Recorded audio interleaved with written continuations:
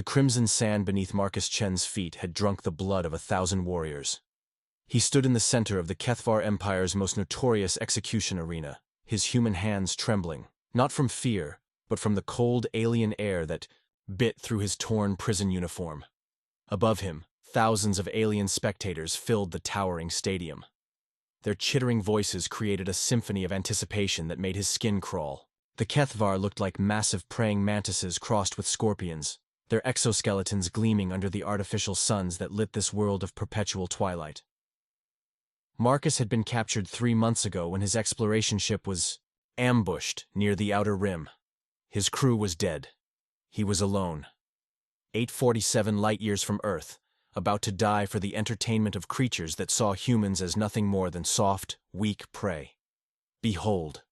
The arena announcer's voice boomed through, translation devices embedded in the walls. Today we present the rarest of treats. A specimen from the pathetic species that calls itself human. Watch as it faces the Void Stalker, apex predator of the Xerian Deathworlds. The crowd erupted in excited screeches. Marcus watched as massive gates on the far side of the arena began to grind open. Steam hissed from the darkness beyond, and a sound emerged that made every primitive instinct in his body scream danger. A low, rumbling growl that seemed to vibrate through the very ground. The human will provide mere seconds of entertainment, announced Overlord Zixtar from his royal viewing box, his 4 arms gesturing dismissively. These creatures have no natural weapons, no armor, no survival instincts. They are the weakest species we have ever encountered. The alien nobles around him clicked their mandibles in agreement.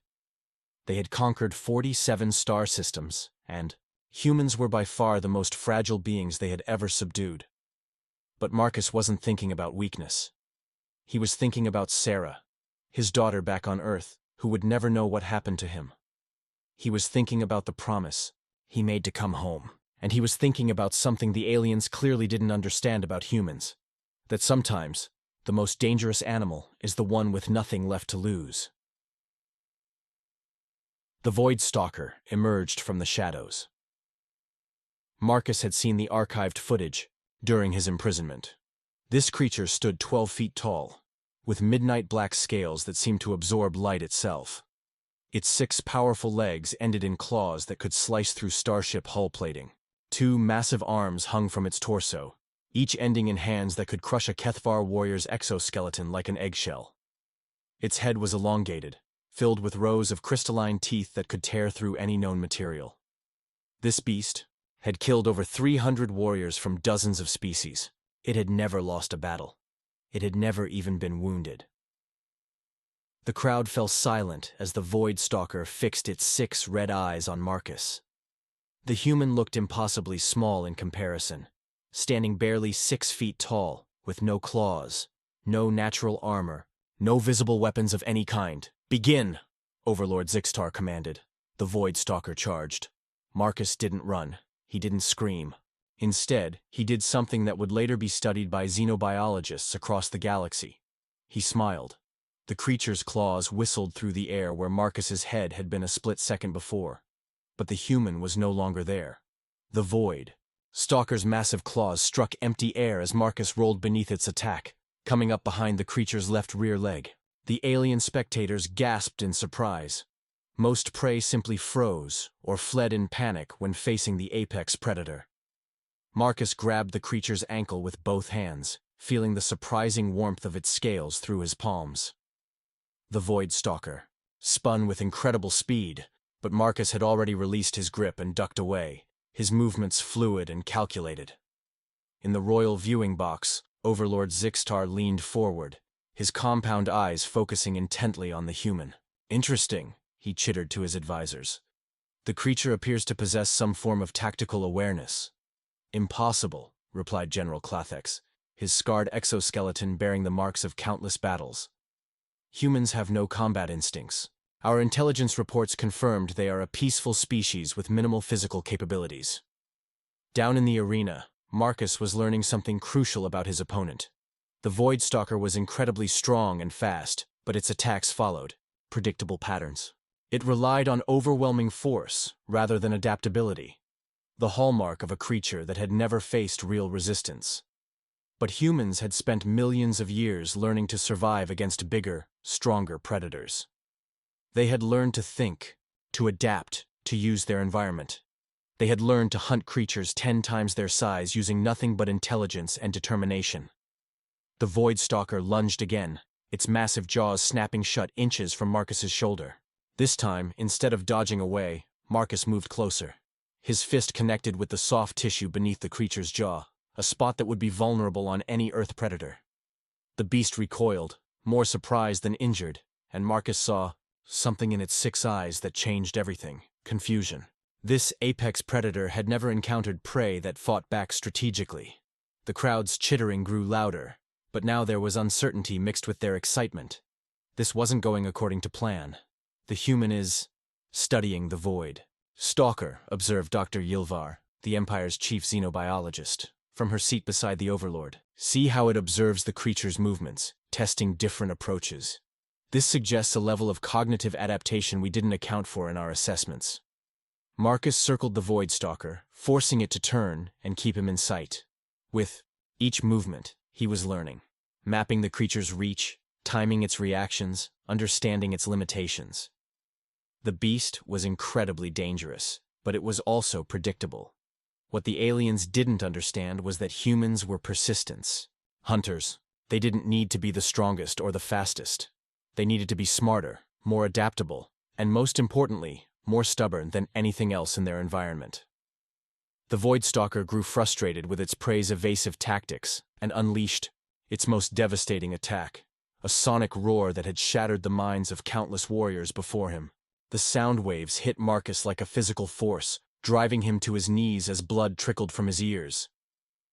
But even as the creature's roar echoed through the arena, Marcus was moving. He had noticed something during his observations.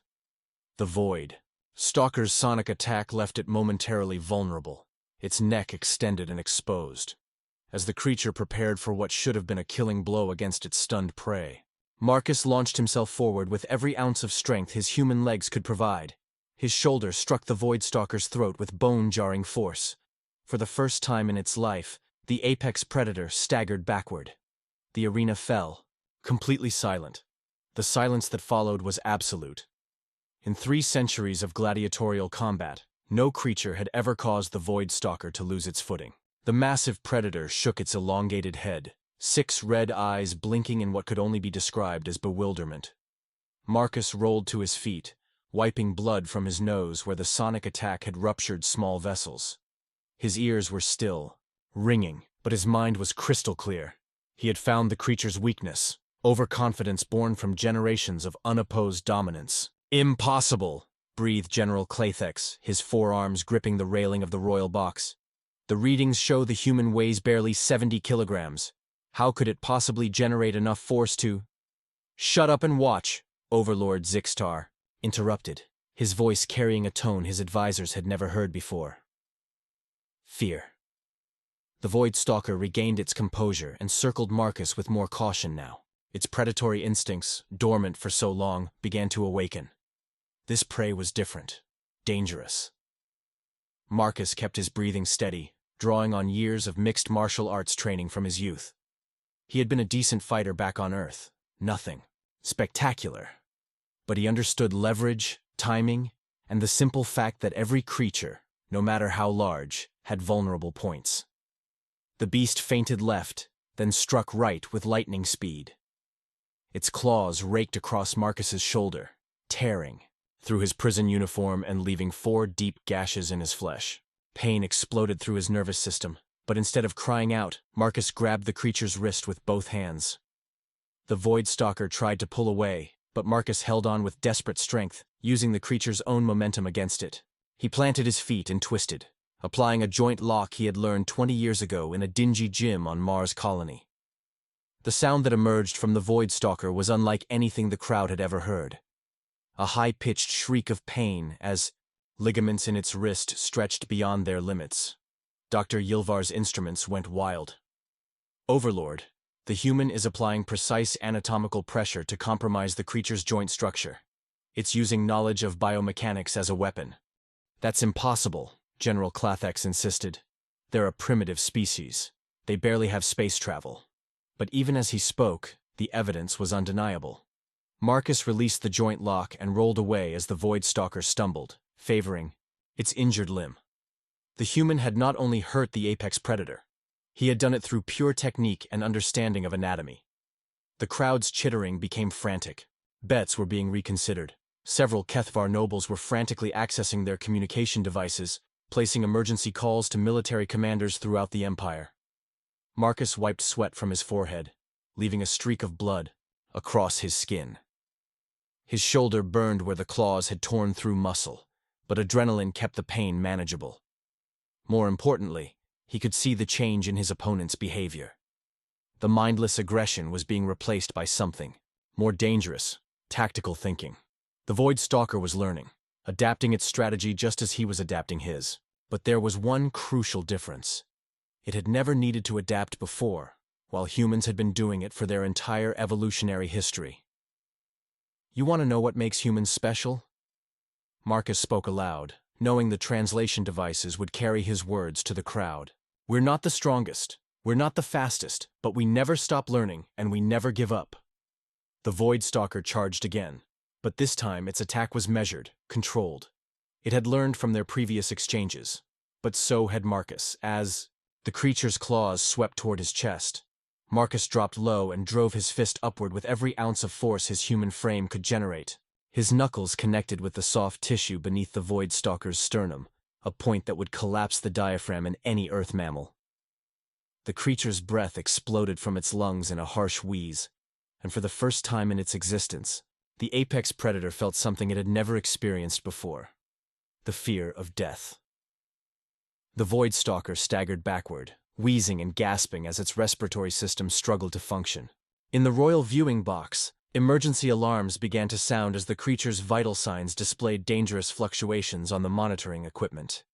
"Medical teams to stand by," Dr. Ylvar commanded, her voice tight with disbelief. "The Void Stalker is experiencing severe respiratory distress." Marcus stood in the center of the arena, blood streaming down his torn shoulder, chest heaving from exertion. But his eyes remained locked on his opponent, watching for any sign of renewed attack. He had learned long ago that wounded predators were the most dangerous. The crowd's excited chittering had transformed into something else entirely: nervous clicks and whispers of fear. This wasn't entertainment anymore. This was witnessing the impossible. "How is this happening?" General Clathax demanded, his exoskeleton rattling with agitation. "Our analysis showed humans have minimal physical strength compared to Galactic standards. They should be incapable of harming a Void Stalker." Overlord Zixtar remained silent, but his compound eyes were recording every detail of the battle. As ruler of the Kethvar Empire, he had conquered dozens of species, and he recognized something the others were missing. The human wasn't winning through superior strength. He was winning through superior intelligence and adaptability. Down in the arena, the Void Stalker slowly regained its ability to breathe properly. But something fundamental had changed in the creature's behavior. It no longer moved with the casual confidence of an apex predator. Its 6 eyes constantly tracked Marcus's position, and its powerful muscles tensed with each of his movements. For the first time in its existence, the Void Stalker was afraid. Marcus could see the change immediately. The creature's posture had shifted from aggressive to defensive. It was no longer hunting him. It was trying to survive him. "That's right," Marcus said softly, his voice carrying clearly in the sudden quiet of the vast arena. "Now you know how all your prey felt." The psychological warfare was just as important as the physical combat. Marcus had spent months in Kethvar prisons, studying their behavior, learning their language, understanding their culture. They respected strength above all else, but they had never encountered controlled, intelligent application of force. The Void Stalker circled him again, but now its movements were hesitant, uncertain. It would feint forward, then retreat when Marcus shifted position. The predator was trapped in an unfamiliar situation, facing prey that not only fought back, but seemed to be winning. "Overlord," Dr. Ylvar's voice cracked with strain, "we need to consider the implications of what we're witnessing. If a single human can neutralize our most effective biological weapon through tactical combat, what does this say about our assessment of their entire species? The question hung in the air like a death sentence. The HFY Empire had enslaved thousands of humans, considering them barely above livestock. They had planned to use them as manual laborers and entertainment subjects. But if humans were capable of this level of strategic thinking and physical adaptation, send a message to Fleet Command, Overlord Zixtar ordered quietly. Increase security around all human detention facilities immediately. But it was too late for caution. In arena complexes across 17 worlds, recordings of this battle were already being transmitted. Other enslaved humans were watching one of their own face the Empire's ultimate predator with nothing but courage and determination. Marcus saw the Void Stalker's muscles bunch for another attack and made a split-second decision. Instead of waiting for the creature to come to him, he charged forward. The move caught both the predator and the audience completely off guard. Humans weren't supposed to be aggressive. They were supposed to be passive, frightened prey animals. But Marcus had grown up on stories of humans facing impossible odds. David and Goliath, Leonidas at Thermopylae, the Battle of Rorke's Drift. He knew that sometimes the only way to survive was to attack when everyone expected you to retreat. His shoulder struck the Void Stalker's chest with bone-jarring impact, and both combatants went down in a tangle of limbs and claws. The creature's natural weapons scraped against the arena floor as it tried to bring them to bear. But Marcus was too close, inside the reach of its most devastating attacks. They rolled across the blood-soaked sand, and for the first time in galactic history, the apex predator found itself fighting for its life against what was supposed to be helpless prey.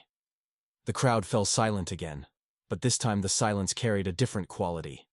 The breathless tension of witnessing history being made.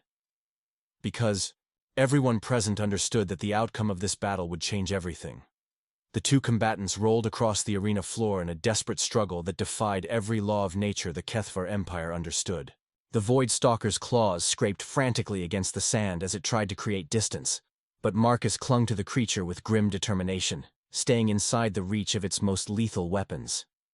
"Impossible," General Clothex whispered, his forearms trembling as he gripped the viewing box railing. The stress readings show the Void Stalker's heart rate is at critical levels. It's panicking. In 300 years of gladiatorial combat, no creature had ever caused the apex predator to experience psychological distress. The Void Stalker had faced warriors with energy weapons, armored exoskeletons, and natural weaponry that could slice through steel. But it had never faced an opponent who fought with pure human stubbornness. Marcus wrapped his arms around the creature's neck, applying pressure to the carotid artery equivalent he had identified during their earlier exchanges. The Void Stalker thrashed wildly, its powerful legs kicking gouges in the arena floor, but Marcus held on with the desperate strength of a man who had nothing left to lose. Blood from his shoulder wound painted red streaks across the creature's black scales, but Marcus ignored the pain. He had made a promise to his daughter that he would come home, and he wasn't going to let an overgrown lizard make him a liar. "The human is attempting to restrict blood flow to the creature's brain," Dr. Yilvar announced, her voice filled with scientific fascination despite the horror of what she was witnessing. "It's using knowledge of circulatory systems as a weapon." The revelation sent shockwaves through the royal viewing box. The implications were staggering. If humans possessed detailed knowledge of alien anatomy and could apply it tactically in combat, then every assumption about their capabilities was wrong. "How do they know our physiology?" Overlord Zixtar demanded. "We've had minimal contact with their species." But even as he asked the question, he knew the answer. Humans were observers. They studied everything around them, cataloged patterns, analyzed weaknesses. It's what made them such effective scientists and engineers. The Empire had simply never considered that these same abilities could make them deadly warriors. Down in the arena, the Void Stalker's struggles were becoming more frantic and less coordinated. The restricted blood flow was affecting its motor functions, and for the first time in its existence, the apex predator felt consciousness beginning to slip away. But the creature had one final, desperate gambit.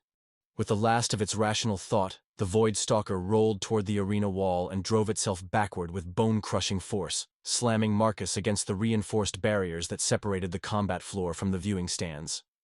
The Impact drove the air from Marcus's lungs and sent lightning bolts of pain through his spine. His grip loosened, and the Void Stalker rolled away, gasping and wheezing as blood flow returned to its brain.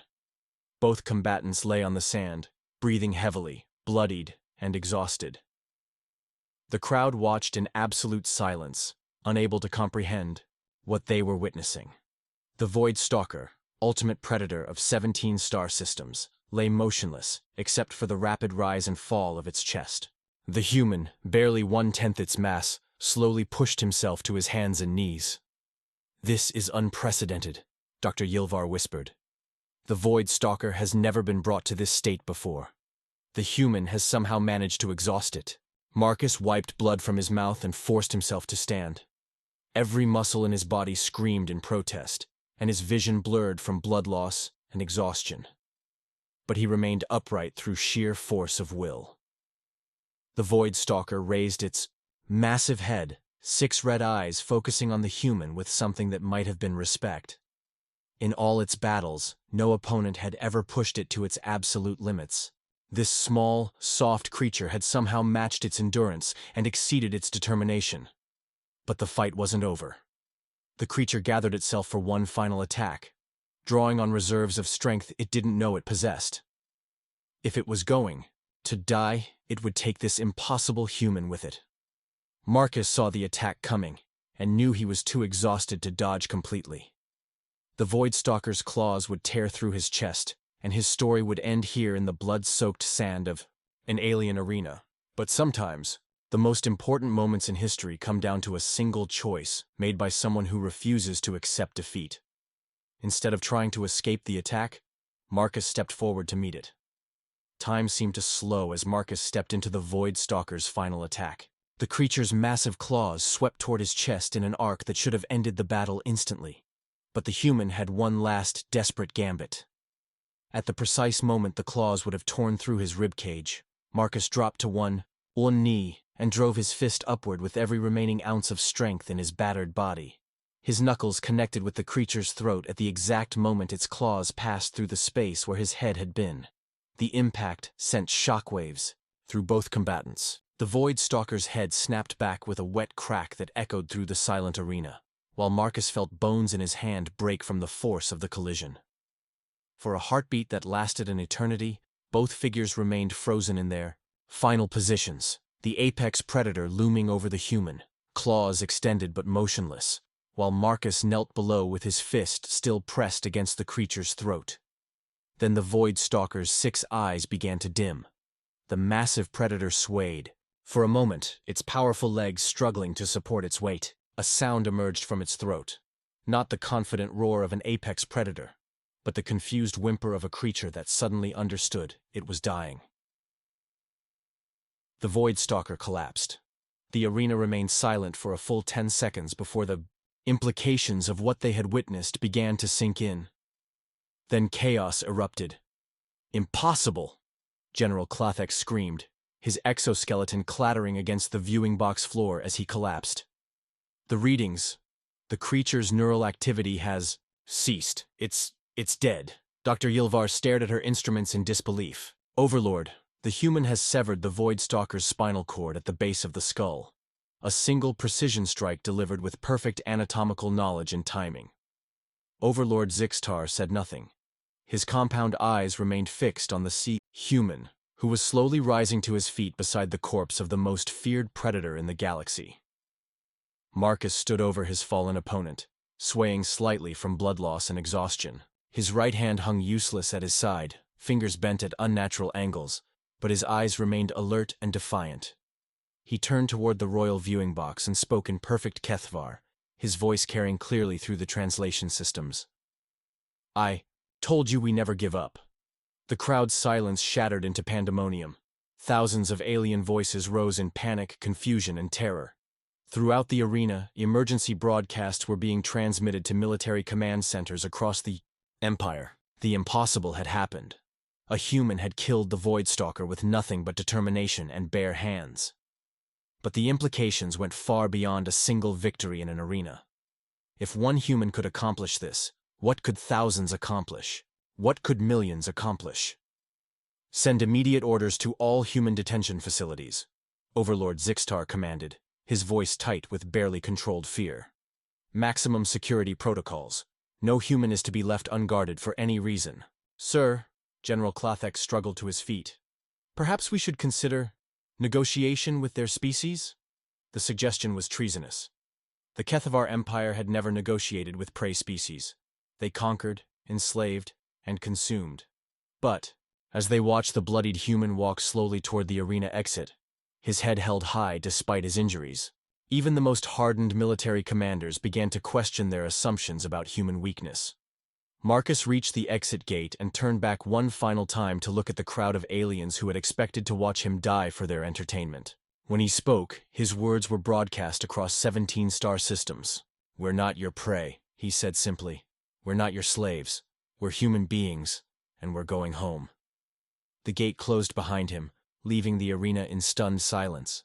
But across the galaxy, in detention centers and slave camps on dozens of worlds, other humans had watched the battle. They had seen one of their own face impossible odds and emerge victorious. And they began to remember that being human meant never accepting defeat. No matter what the odds, the revolution had begun. 3 weeks after Marcus Chen killed the Voidstalker, the Kethavar Empire was in chaos. The first uprising began on mining station Zerion 7, where 300 human slaves overwhelmed their guards, using improvised weapons and tactical coordination that stunned their captors. Within hours, similar revolts erupted on 17 other worlds. But it wasn't the violence that terrified the Kethavar. It was the intelligence behind it. "The humans are using our own infrastructure against us," reported Admiral Velthar from the bridge of the battleship Dominance. "They've hacked our communication networks, disrupted our supply lines, and somehow acquired detailed schematics of our military installations." Overlord Zixtar studied the tactical displays showing human uprisings across his empire. Each revolt was precisely coordinated, targeting the most vulnerable points in Kethavar defenses. It was as if the humans had been studying their captors' weaknesses for months, waiting for the right moment to strike. "How?" he demanded. "We classified them as a primitive species with minimal technological capabilities." "Overlord," Dr. Yilvar interrupted from her research station, "I've completed my analysis of the arena battle recordings. The human didn't just defeat the Void Stalker through physical prowess. He demonstrated advanced understanding of anatomy, physics, psychology, and tactical thinking. I believe we've fundamentally misunderstood their species." The revelation came too late. Across the galaxy, human slaves were proving that their captors had enslaved not a primitive species, but a race of natural problem solvers who had spent their entire evolutionary history overcoming impossible odds. On the prison world of Kalar 9, Marcus Chen stood before 200 rescued humans in what had once been the warden's office. His right arm was in a sling, and angry red scars marked where the Voidstalker's claws had torn through his shoulder. But his eyes burned with fierce determination. "The Kethavar made one critical mistake," he told the assembled crowd. "They assumed that because we don't have claws or armor or energy weapons, we were helpless. But they forgot that humans have always been tool users, and the greatest tool we possess is our ability to adapt and overcome." Behind him, holographic displays showed the growing network of human resistance cells throughout the Empire. Former slaves who had been scattered across dozens of worlds were now working together with military precision that impressed even seasoned resistance fighters from other species. "Sir," reported Lieutenant Sarah Kim, a former Earth Defense Force officer who had been captured during the initial invasion, "we've established contact with 7 more resistance cells. They're reporting successful captures of Kethavar supply ships and communication relays." Marcus nodded grimly. "Good. What about evacuation routes?" "The engineering teams have identified 12 potential paths back to Earth space, but we'll need to capture more ships to transport everyone." "Then we take more ships," Marcus replied simply. "The Kethavar wanted to see what humans are capable of when we're pushed to our limits. Let's show them." 3 months later, the first human refugee ships crossed back into Earth space, carrying not just freed slaves, but detailed intelligence about Kethavar military capabilities, technology, and territorial holdings. The information they provided would prove invaluable in the war that everyone knew was coming. But more importantly, They carried a message that spread throughout human space like wildfire. We are not prey. We are not slaves. We are human beings, and we survive. Admiral Catherine Rodriguez, commander of the Earth Defense Fleet, stood on the bridge of the battleship Indomitable as the refugee ships docked with the orbital stations around Mars. She had read the reports of Marcus Chen's victory in the arena, and she understood its significance better than most. "Admiral," her communications officer reported, "we're receiving surrender requests from Kethvar colonies in the Outer Rim. They're requesting protection from human resistance forces." Rodriguez allowed herself a grim smile. The predators had become the prey, and they were learning what it felt like to be hunted by an enemy that refused to give up. "Send a message to all human colonies," she ordered. "Tell them what happened in that arena. Tell them that one man with nothing but courage and determination brought down the galaxy's apex predator. Remind them what it means to be human." Throughout human space, the story of Marcus Chen's victory became legend. Children learned about the day humanity proved that intelligence, determination, and the refusal to accept defeat could overcome any odds. Parents told the tale of the man who killed a monster with his bare hands and sparked a revolution that freed an entire species. But Marcus himself, recovering in a medical facility on Earth, cared little for fame. He sat by a window looking out at the blue sky of his homeworld, holding his daughter Sarah's hand as she slept in the chair beside him. He had kept his promise. He had come home, and he had reminded the galaxy that humanity's greatest strength wasn't their technology or their weapons. It was their absolute refusal to give up, no matter what the odds. The Kethvar Empire would eventually fall, brought down not by superior firepower but by underestimating the species they thought they had conquered. Other alien civilizations took note of what happened when you pushed humans too far. In the end, the galaxy learned a lesson that would echo through the ages: never corner a human being. Because when they have nothing left to lose, they become the most dangerous predators in the universe, and they never, ever give up.